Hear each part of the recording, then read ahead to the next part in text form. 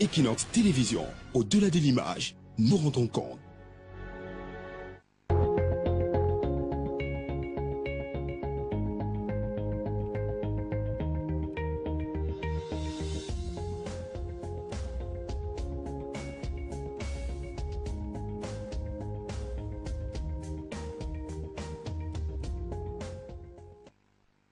Eh bien le bonjour, c'est un nouveau jour, c'est une nouvelle édition, c'est la troisième de la semaine de la revue des grandes unes sur Equinox Télévision. La presse est dans les kiosques. La nouvelle expression parle par exemple de crise anglophone. L'ONU dévance le Cameroun, c'est le grand titre du journal. 7000 déplacés du nord-ouest et du sud-ouest à Douala ont bénéficié du soutien du programme alimentaire mondial. C'est à lire en page 3. Le journal parle également de l'éducation de base.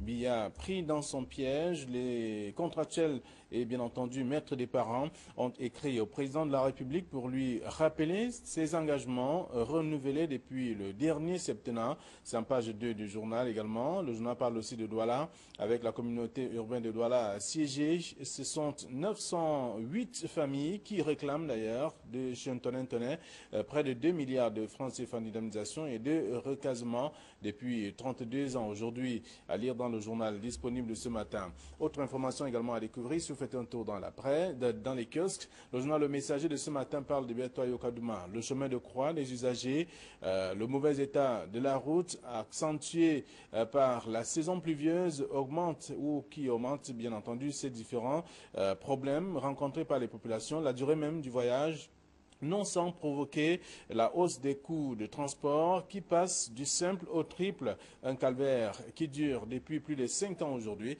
C'est à lire dans le journal Le Messager de ce matin. En page 9, le journal parle également de sécurité aéronautique. Jean-Ernest Maïselangalebie dément l'ambassadeur des États-Unis. Dans un communiqué de presse, le ministre des Transports répond à Peter Ballerin. En page 5, le journal s'intéresse aussi au recrutement des enseignants. Paul Biya ouvre son septennat par une imposture. D'ailleurs, le journal fait savoir que le recrutement de 2000 enseignants titulaires de PhD dans les universités d'État cache un autre recrutement de 4000 enseignants qui n'a jamais été effectué. C'est en page 4 de ce numéro également, disponible dans les kiosques ce matin.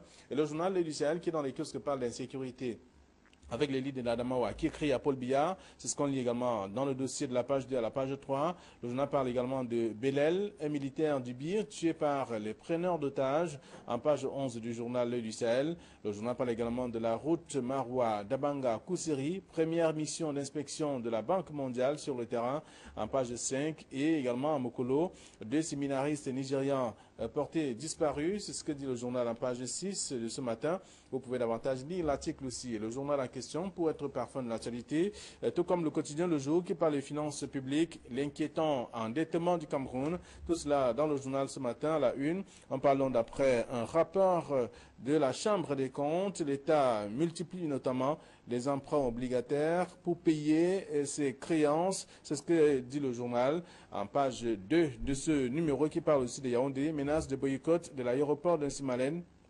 Et on s'intéresse également à d'autres sujets que je vous invite à découvrir dans le journal Le Quotidien Le Jour de ce matin. Émergence qui est dans les kiosques parle de Paul Biya qui ordonne le recrutement de 2000 docteurs PhD dans le journal, parlant de growing donc dans les universités d'État. Et tout cela contenu dans le journal en page 3. On parle également du diabète avec les chiffres qui explosent d'ailleurs, avec notamment beaucoup de cas enregistrés au Cameroun. Le diabète continue de sévir et aussi beaucoup plus les jeunes qui sont plus concernés ces derniers temps, donc à contrôler également ce que nous consommons au quotidien et bien entendu le fonctionnement des vies, le fonctionnement également de ces enfants, et les parents doivent donc donner des conseils aussi. C'est ce que dit le journal ce matin. Le journal est donc disponible dans les kiosques, tout comme Info Matin qui parle au gouvernement. Zoom sur les 14 miraculés donc du 2 mars 2018 à lire dans le journal. Et on parle également de l'enseignement supérieur. Paul Biya ordonne le recrutement spécial de 2000 enseignants.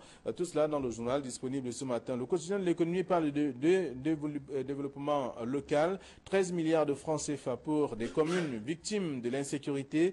Le FECOM devra gérer tout cela. C'est ce que dit le journal qui parle également de l'emprunt obligataire mobilisé donc à hauteur de 13,2 de 133%. C'est ce que dit également le journal. L'argent va permettre à résoudre notamment beaucoup de problèmes évoqués par la plupart des tabloïds de ce matin. Le journal Repère parle de ceinture agricole au Cameroun et beaucoup plus à Kribi. Paul Biya mise donc sur la jeunesse. C'est ce que dit le journal également ce matin. Et on parle donc des minéraux non concessibles avec Ernest Ngwaboubou qui est donc accusé de corruption et de détournement. C'est à lire dans le journal Repère de ce matin. Et puis, couverture sanitaire, santé universelle, ça se précise selon le journal. Le ministre de la Santé publique l'a révélé, lui qui visite davantage les derniers moments de cette opération, ce qui devra donc prendre corps bientôt. Il est question donc d'être prêt à subir et tout au moins à bénéficier donc de cette couverture santé universelle. C'est dans le journal Cameroun Tribune de ce matin. Et puis le sort hebdomadaire parle du gouvernement avec ses ministres sur des pièges des sièges éjectables qui aujourd'hui n'arrivent pas à comprendre. Donc les membres du gouvernement, le gouvernement 4, ou Yang 4 en tout cas, essaie un peu de se rattraper. C'est encore... Est-il encore possible de toute façon, le journal fait savoir qu'il y a beaucoup qui sont rattrapés également par leur gestion scandaleuse. Et bien entendu, la liste est proposée par le journal Le Soir hebdomadaire ce matin. C'est à lire également. Et puis, Mutation parle de basculement. Jean-Michel Nitieux et la tentation du MRC, selon le journal. Après notamment le scrutin du 7 octobre dernier, on a bien vu qu'il y a eu des réactions, des actions également menées. Y a-t-il donc possibilité de pouvoir s'accrocher au MRC, notamment parlant du social-démocratique front dans la région du littoral? C'est une grosse question, mais je vous invite à lire l'article de ce matin dans Mutation, disponible dans les kiosques. Ils sont sur ce plateau. Nos invités, comme tous les jours. Église Bisson, bonjour. Bonjour Flavien, bonjour à Hervé Villar face. Et peu dépassé ce matin, hein, Flavien, vous savez que quand on quitte Niala, on peut que souffrir le martyr. Donc, c'est un exploit tous les matins. Hein, lorsque vous quittez Niala Pariso, Niala ou Japoma pour Ndokoti, je vous assure, c'est un parcours de combattant. Bon, mais ce n'est pas nouveau. Vous avez mais réussi à braver. On ne peut pas s'empêcher de pleurer lorsqu'on souffre. Merci d'être avec nous. Evivia, bonjour. Bonjour Flavien, bonjour à Idriss. Et je vais tout juste lui souhaiter beaucoup de courage parce que la fin n'est pas de sitôt, son calvaire. Quand on connaît le rythme avec lequel on reçoit souvent les problèmes dans notre pays, bon, peut-être que ces cris, ces larmes fera ce que les gens et les autres se précipitent pour arranger cette route dont les travaux avaient été lancés depuis et sont aux arrêts. Voilà. Je vais également dire bonjour à tous ceux qui nous regardent ce matin, Flavien. Très bien. Il n'y a pas que la route Niala de Koti et autres. Il y a également le chemin de croix pour les usagers qui partent de Bertha pour Yokadouma. Nous sommes là dans la région de l'Est du Cameroun. Là, on apprend que le coût du transport est parti du simple au triple. Alors, avec la saison pluvieuse, la situation reste davantage difficile pour ces usagers. Oui, Flavien, il faut dire que... C'est le jour qui nous l'apprend ce matin. Le problème des routes est un problème général. Vous faites un tour dans la ville de Douala et vous constatez que ce n'est pas facile d'apprendre les différents ruelles. Moi, qui suis à Dorban, je vous rappelle que pour que nous puissions passer de ce bout-là, même si on a mis quelques gravés ces jours-ci pour nous faciliter la tâche, je vous rappelle qu'il y a au moins 6 policiers sur la route pour permettre que les usagers circulent. Imaginez-vous 6 policiers d'un commissariat, le 10e sur la route, vous imaginez que le commissariat doit être à moitié vide. Et donc les usagers qui ont besoin de services de ce côté-là doivent attendre parce que les autres n'ont pas 6 mains. Donc du coup, on a certains cas en arrangeant les routes, certainement qu'on permet qu'à tous les niveaux, que le travail soit fait de manière efficiente et de manière normale. Donc on peut tout simplement demander au ministère des Travaux publics, à tous ceux-là, les collectivités, également les mairies qui peuvent également alléger la tâche à leurs habitants de pouvoir le faire, surtout que nous sommes au lendemain des élections législatives et municipales. Donc du coup peut-être c'est l'occasion de faire des coups de campagne. Très bien. Alors on a vu par exemple Bertha Yokadouma, le messager nous l'apprend ce matin, à la veille, lorsqu'on a annoncé la présidentielle, on a vu les travaux, on a engagé les travaux. Après un moment, on a arrêté tout ça. Et aujourd'hui, avec la saison pluvieuse, il est davantage difficile de parcourir ce petit tronçon Bertha Yokadouma. C'est vrai, c'est beaucoup de kilomètres quand même. Mais il est difficile. Les populations préfèrent encore ce qui était avant que maintenant.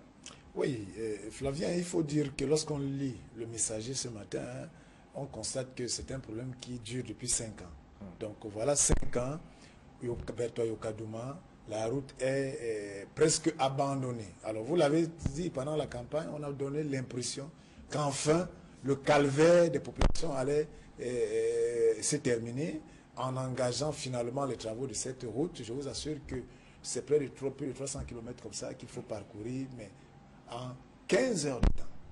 15 heures, Flavien, donc vous pouvez imaginer. Et ça, c'est quand vous avez la chance. Et quand vous avez la chance. Donc, il n'y a plus, on ne peut plus partir avec des cars. C'est des petites voitures qui vivent ce calvaire. Et vous pouvez imaginer l'état. Non seulement la route est en état, dans un état déplorable, mais aujourd'hui, vous dépensez 15 000 francs CFA. 15 000 francs de Yokadouma Bertois, donc 30 000 aller-retour. Ça dit que c'est incroyable. Ça dit que dans une... En fait, c'est pour dire que ceux qui sont à Yokadouma, lorsqu'on lit le messager, on va seulement tirer la condition qu'ils sont dans un autre pays, parce que même Ngaoundéré, Douala ne coûte pas 15 000 francs, c'est-à-dire que si on prend les transports classiques, parce que vous payerez 10 000 francs par train et vous pouvez prendre peut-être 3 000 francs Yaoundé, c'est ça. Mais imaginez-vous, vous êtes dans la même région, vous ne pouvez pas faire Yokadouma Bertois.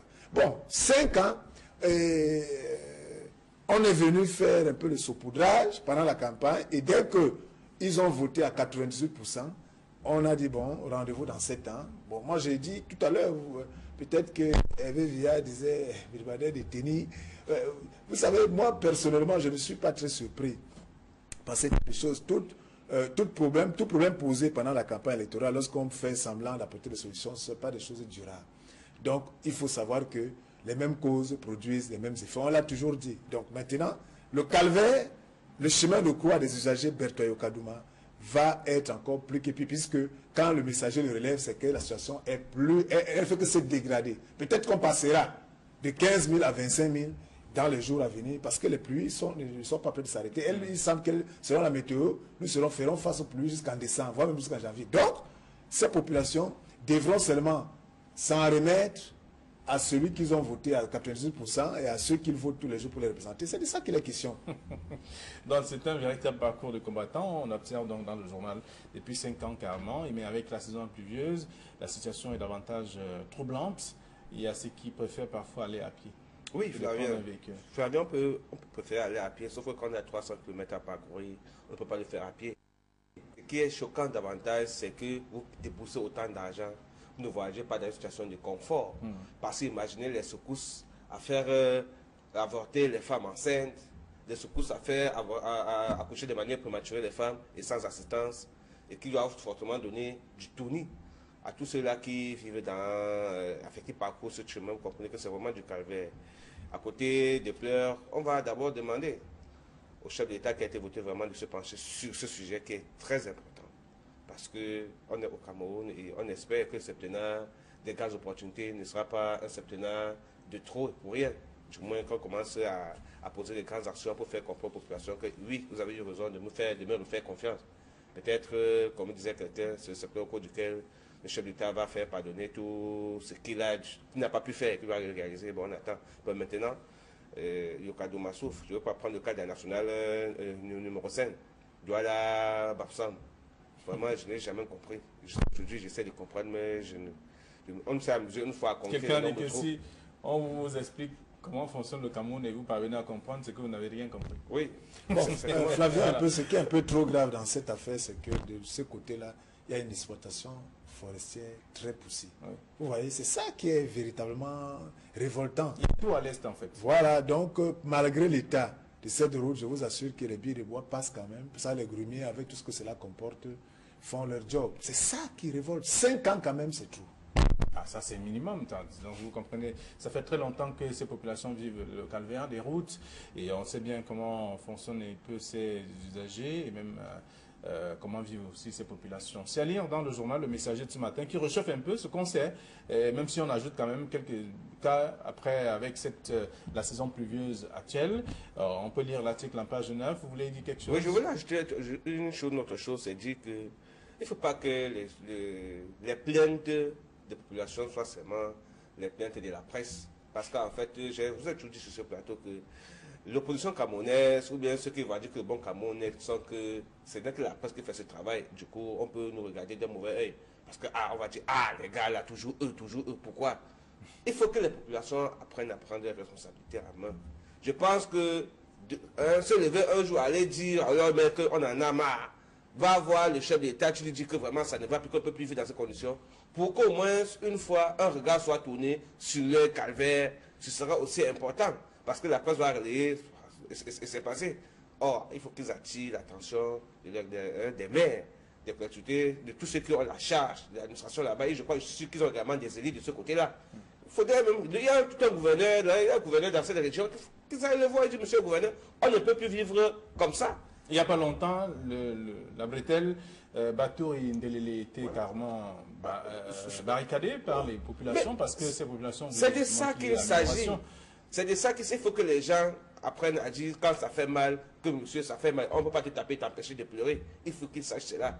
Et je suis certain que ainsi peut-être que leurs mères vont commencer d'abord par verser un peu de la pouzzolane pour remplir les nombreux nids de poules, pour les permettre de circuler, ne serait-ce que de manière provisoire, dans des conditions acceptables, en attendant que les grands travaux puissent être engagés par ceux qui ont le pouvoir de lancer les travaux là-bas. Sinon, vous ne pourrez plus se déplacer. Et du coup, quand vous savez que le transport, c'est un moyen de communication très important.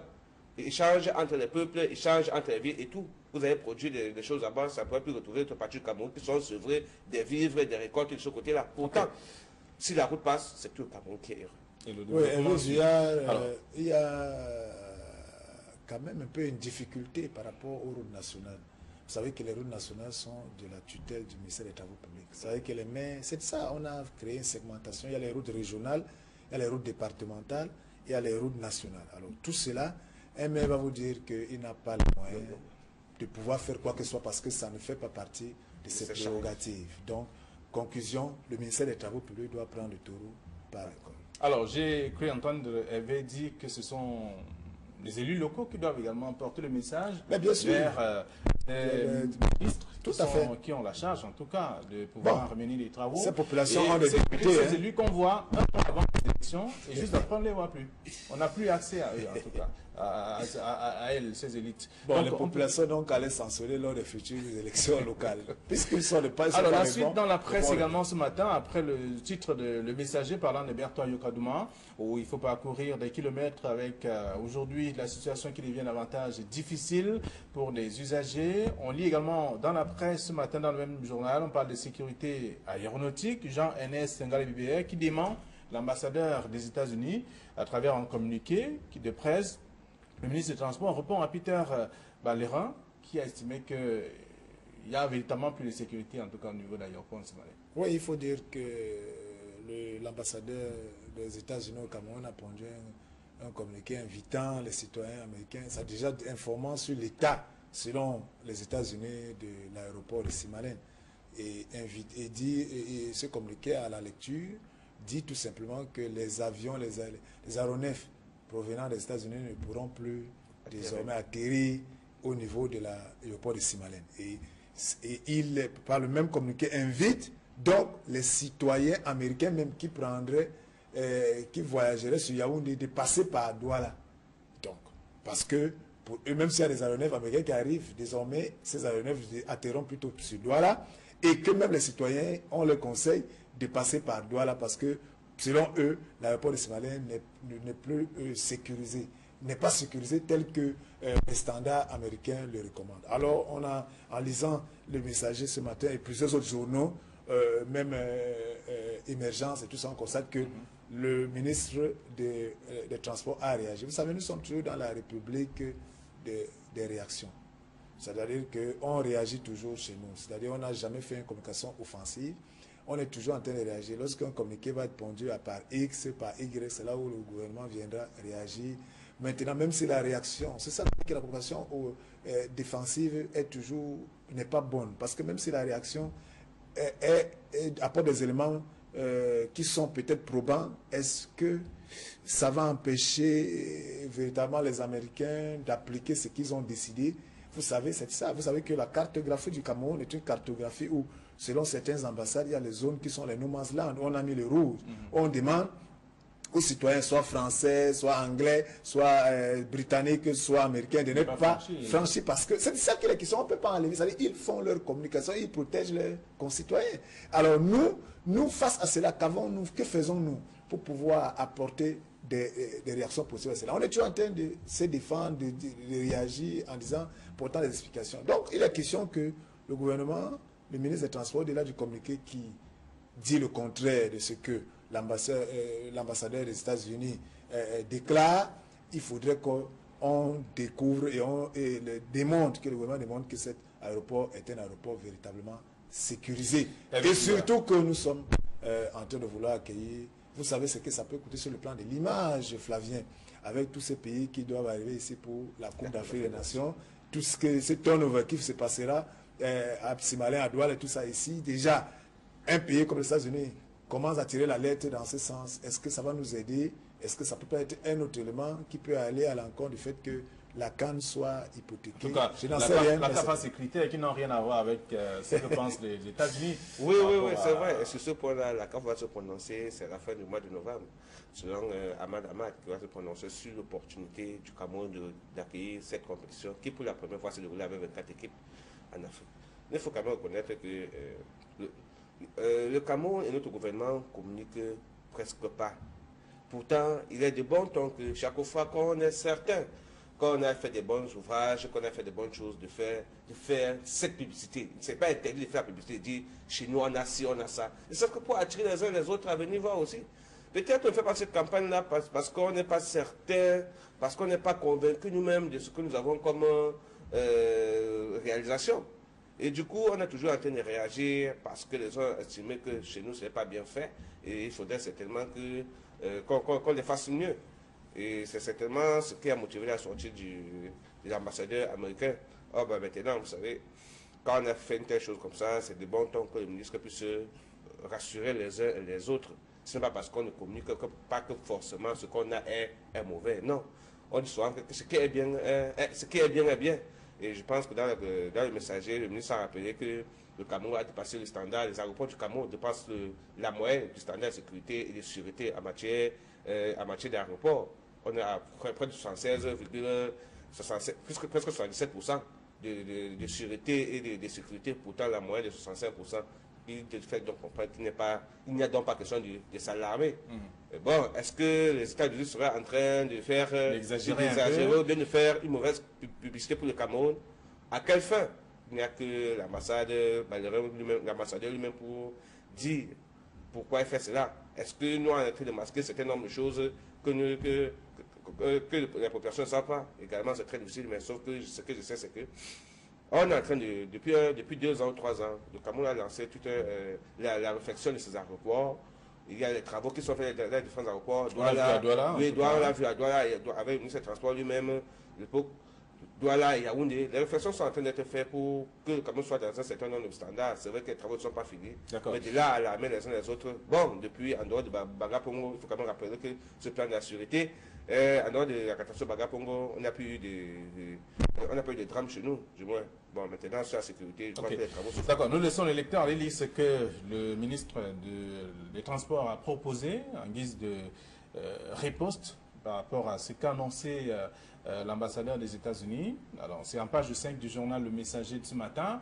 Et toujours dans la presse, il y a une information qui fait le tour, parlant notamment de recrutement des enseignants dans les universités d'État. Paul Biya ouvre, ça c'est le Messager qui dit, ouvre son septennat par une imposture, avec carrément le recrutement de 2000 enseignants titulaires de PhD dans les universités d'État, qui cache d'ailleurs un autre recrutement annoncé il y a quelques années de 4000 enseignants qui n'a jamais été effectué. Ça, c'est ce que dit le Messager de ce matin. Et bien entendu, d'autres journaux qui s'intéressent justement à cette actualité, on observe simplement qu'il y a les annonces qui sont faites. Paul Biya ordonne le recrutement de 2000 docteurs PhD, c'est Émergence qui titre ainsi.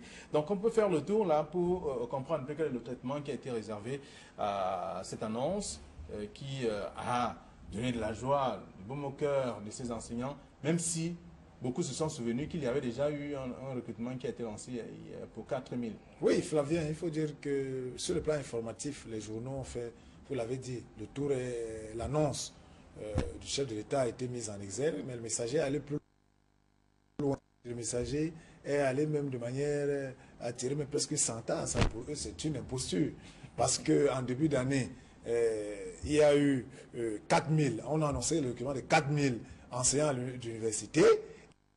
Et les 4000, le processus, où est-ce qu'il se trouve? Les enseignants se plaignaient encore il n'y a pas longtemps, en début du mois d'octobre, auprès du ministre Jacques Famine Ndongo, pour dire que le processus enclenché n'a jamais abouti. Est-ce, selon le messager, le fait que ces enseignants qui étaient dans le processus de recrutement, qui revendiquaient en début octobre, est-ce leur action qui pousse aujourd'hui? Parce que, selon le messager, le ministre de l'Enseignement supérieur avait répondu à ces enseignants que c'est la présidence qui avait leur dossier en main. Maintenant, est-ce que l'annonce de 2000 veut dire que les 4000 sont, la page des 4000 est tournée? Est-ce que l'annonce de 2000 vient compléter la page des 4000? Donc en fait, il y a ce flou-là et c'est pour ça que le messager dit, si les 4000 n'ont pas été recrutés, est-ce que ces 2000 annoncés vont véritablement l'aide? Est-ce que ce n'est pas une annonce de plus? Voilà un peu les questionnements du messager. Ben, il faut relever. Certains journaux sont allés à dire que voilà, c'est une main tendue à la diaspora et tout le reste, mais quand cette main tendue-là, il y a de gros points d'interrogation. Lorsqu'on regarde le traitement salarial, Fabien, on constate que les enseignants assistants recrutés dans nos universités ont un salaire de base de 300 000, voire 350 000 francs, alors qu'en Côte d'Ivoire, par exemple, ils ont 1 100 000 francs de salaire, et je prends seulement, je ne veux pas là, je reste en Afrique. Donc en fait, ils sont les moins lotis. Est-ce que ceux-là seront prêts, seront prêts de venir recevoir cette pitance-là? Ça, c'est une autre question. Maintenant, par ailleurs, est-ce que nous avons absolument des PhD dans tous les secteurs, dans tous les domaines? Parce que vous êtes sans ignorer qu'il y a un besoin qu'il y a des enseignants. Alors, est-ce que si on va regarder en psychologie, en sociologie, en droit, en lettres, je ne sais pas quoi, en technologie, toutes sortes de technologies et toutes les universités technologiques que nous avons-nous des PhD qui vont répondre à la demande des universités au-delà des annonces? Voilà encore des questions auxquelles il faut apporter des réponses. Vous savez, on ne peut jamais être fâché au contraire, on doit être joyeux lorsqu'il y a ce type d'annonce parce qu'il y a un besoin criard de Camerounais qui veulent travailler, qui veulent servir leur pays. Mais maintenant, il y a seulement un problème un grand fossé, Flavien, entre les annonces et la réalité. Et connaissant le système d'annonces et la politique des grosses annonces chez nous, qui est totalement toujours à l'encontre des réalités. Les réalités, c'est quoi? C'est que si on dit qu'on veut recruter 4 millions, qu'on voit les 4 millions, qu'on vient dire 4 millions ont été recrutés, processus terminé. Maintenant, on annonce 2000 alors que les 4000 ne s'est pas encore fait. Je pense que, comme on dit, qui vivra verra. Peut-être que cette fois-ci... Est-ce que le titre de messager de ce matin n'exagère pas? Paul Biya qui ouvre son septennat par une imposture. Oui, je crois que à lire juste le titre, le messager a condamné déjà le chef de l'État, alors qu'il ne vient que de faire des annonces, qui normalement, pour se prononcer sur le sujet, devait attendre la fin du processus afin de le déclarer. Mais quand on essaie de comprendre l'analyse, en fait, quand on lit le messager, et quand on essaie d'observer également les réalités sociologiques et sociopolitiques du Cameroun, on a un droit de penser que le messager n'a pas du tout tort. Parce que dans ce pays, le problème d'enseignants reste un problème très, très criard et très important. La nouvelle exposition également a sa une petite d'éducation de base. Oui. Il a appris dans son propre piège. Vous voyez, ça veut dire que, en réalité, le chef d'État a annoncé le recrutement des enseignants. Je vais prendre le processus de recrutement des IVAC au Cameroun. On n'est jamais arrivé au terme de ce processus. Et quand on fait le tour de les établissements, vous découvrez qu'il y a toujours les enseignants qu'on appelle les enseignants des parents qui viennent toujours en appui. Les maîtres des parents qui viennent toujours en appui et qui sont parfois payés par les frais d'appel ou même parfois les directeurs eux-mêmes. Les parents sont encore obligés de cotiser pour qu'on paye les enseignants. Pourtant, il est lancé dans ce pays un processus de recrutement des enseignants qui sont toujours insuffisants. Honnêtement parlant, ceux qui sortaient des écoles de formation, les instituteurs, ne devraient pas chômer au Cameroun parce que toutes les écoles ne sont pas nantis. Tous ceux qui sont là n'ont pas été recrutés. Or, du coup, avec cet autre appel d'offres d'un recrutement, je pense que ça vient grossir la masse de demandes. Est-ce qu'on va le respecter? Surtout que les enseignements de l'université, c'est vrai qu'on ne pourra pas en produire autant, comme disait Idriss, mais est-ce que ceux qu'on veut recruter l'ont déjà été? Et même, il va se poser un problème de salaire. On va les payer avec quoi? Le Cameroun vient de lancer un emploi obligataire pour pouvoir finir ses chantiers. Ça veut dire que le Cameroun n'a pas suffisamment d'argent, le Cameroun est endetté. Où allons-nous trouver l'argent? Ah, peut-être, avec le processus on a lancé ici au Cameroun le processus pour retrouver les fonctionnaires fictifs. Certainement qu'en dégraissant la fonction publique avec tout cela qui touche de manière frauduleuse les fonds de l'État, on pourra éliminer peut-être 1000, 2000, 3000 pour essayer d'avoir de l'argent pour pouvoir payer cela. On ne va pas condamner l'action du chef d'État, c'est une très bonne initiative. Maintenant, ce n'est que la conclusion finale qui viendra démontrer qu'on a pensé mauvais en amont. Ok. Alors, donc on va lire ça dans le journal, la plupart des journaux ce matin, parlant du recrutement des enseignants. Paul Biya ouvre son septennat par une imposture. Ça, c'est le titre du Messager. On va dire un mot avant de sortir sur la nouvelle expression qui parle de l'éducation de base avec Biya, pris dans son propre piège, parlant notamment de ses contractuels et maîtres des parents qui ont écrit au président de la République pour lui rappeler ce qu'il avait à faire, ce qu'il avait annoncé, renouvelé en tout cas depuis le dernier septennat, c'est-à-dire l'engagement, le recrutement de ces derniers. Hervé Biya a déjà évoqué le sujet, mais qui continue toujours d'attendre d'être intégré. Ben, à ce moment-là, Flavien, vous voyez que quand le Messager parle d'imposture, ça commence à prendre sens. Parce que voilà le cas sur l'éducation de base. Il faut dire que l'éducation de base, ce sont les écoles maternelles et les écoles primaires publiques. Donc ici, là, voilà, Hervé Biya l'a dit, les instituteurs vacataires qui sont pris en charge par les APE, ce sont les parents d'élèves et enseignants, et les maîtres des parents. Je vous assure qu'il y a encore des écoles primaires dans ce pays, Flavien, où l'école qui a 6 classes, l'ASIL, le cours préparatoire, le cours élémentaire, avec deux enseignants. Un enseignant, un enseignant, peut-être le directeur. Le directeur et un enseignant. Donc, il y en a, pas un seul, des dizaines, des centaines. Donc, pour vous dire tout simplement que le besoin en enseignant est criard. Mais le problème aussi, c'est des effectifs pléthoriques dans des centres urbains. On voit bien Yaoundé et à Douala, dans une salle de classe, on voit 2 enseignants, parfois 3. Des enseignants qui devraient en principe malgré cela, Flavien, malgré cela, ça ne peut pas engorger le besoin en enseignant. Et Hervé Biya a reçu relevé. Le problème peut-être pour le gouvernement de ne pas recruter, mais où prendre l'argent pour payer? Vous vous souvenez très bien que le recrutement des instituteurs vacataires avait été soutenu par la Banque mondiale parce qu'il y a ces enseignants qui ne sont pas fonctionnaires, mais qui sont essentiellement le programme que la Banque mondiale avait mis sur pied pour aider le gouvernement pour permettre à ce que ces instituteurs passent de leur statut de contractuel à fonctionnaire. Je pense que le processus même n'est pas encore terminé. Donc pour vous dire que la difficulté, c'est le nerf de la guerre. C'est que l'État n'a pas de l'argent, malgré le besoin, malgré l'absence d'enseignants, d'instituteurs, malgré le fait que les maîtres des parents souffrent dans les villages, dans les zones rurales et même dans certaines zones urbaines ou semi-urbaines.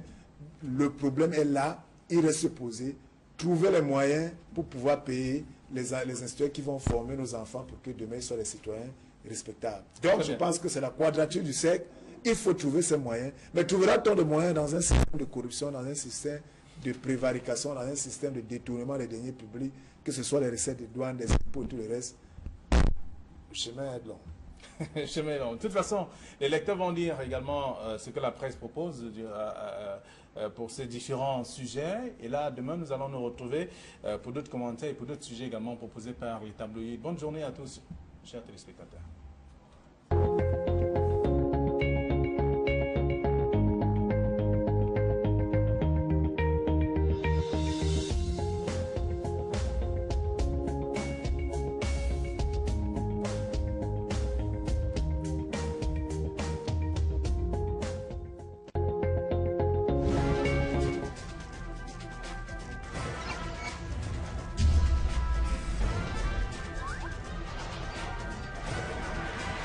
Equinox Télévision, au-delà de l'image.